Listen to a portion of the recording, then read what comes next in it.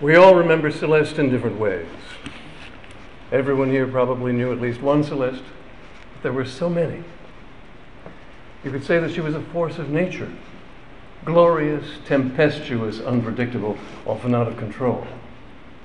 If you want to see again that real Celeste, truly as herself, effervescent and changeable and spinning you around, I recommend an obscure comedy that's on Netflix, or you can see a sample on YouTube. The movie is called Champagne for Caesar, and in it Celeste plays a hired seducer out to derail the hero Ronald Colman. Of course, we know how it will come out. But in this part she rings many changes: sparkling, flirtatious, clever, kittenish, elegant, innocent, overbearing, mischievous, exasperating, imperious, adorable, and incandescent. Let me describe also a grander Celeste Holm that unfortunately I can't point you to, the grandest Celeste Holm I ever saw. It was the musicale she gave at hotel dining rooms like the Persian Room here at the Plaza here in New York around 1951. With a fanfare, she swoops in what I remember as a gray satin hoop skirt, singing beautifully and charming our ears off. She sings I Love Paris and Here I'll Stay and other wondrous tunes, including one in perfect French and one in perfect German, culminating in the rambling chanson de garbage that Ruth Aarons had written for her. I believe this number introduced the pseudo-French word garbage to the English language, which I've heard the French have now embraced, bless them. God, I was enchanted. How I wish that she had cut albums of her singing shows. But we're not here to regret what did not happen. We're here to celebrate what was.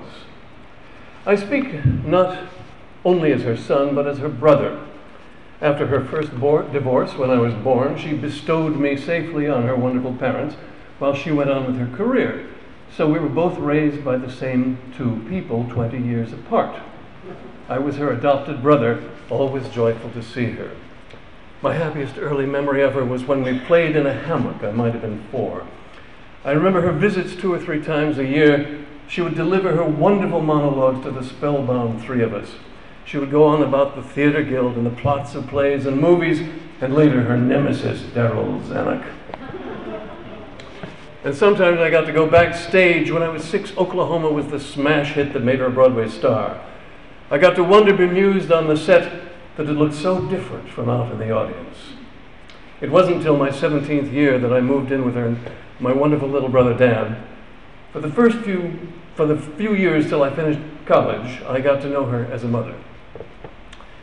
When she was in a good mood, there was no one in the world more fun to be with. But a problem immediately arose between us.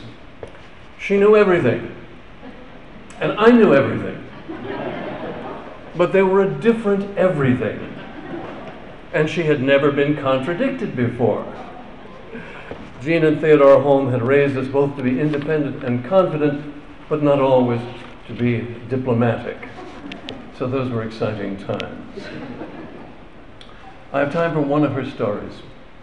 When Oklahoma was about to open, she wondered whether it would be a hit. So she asked every member of the crew, and every one of them said no, it wouldn't be a hit, based on his or her own specialty. The last person she asked was the wardrobe mistress. It won't be a hit, said the wardrobe mistress. Thick seams.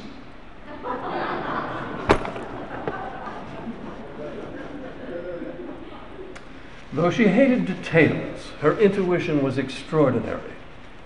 From her I learned to trust my own intuition, which was a great gift. But unfortunately, other people don't trust my intuition, so I think she got a lot further with it. She never wanted to know about details or consequences. She didn't want to think about the consequences of breaking her contract at Fox. She might have been a real movie star rather than a supporting actress. She didn't want to think about the consequences of her crazily rebuilding an old farmhouse which wrecked it.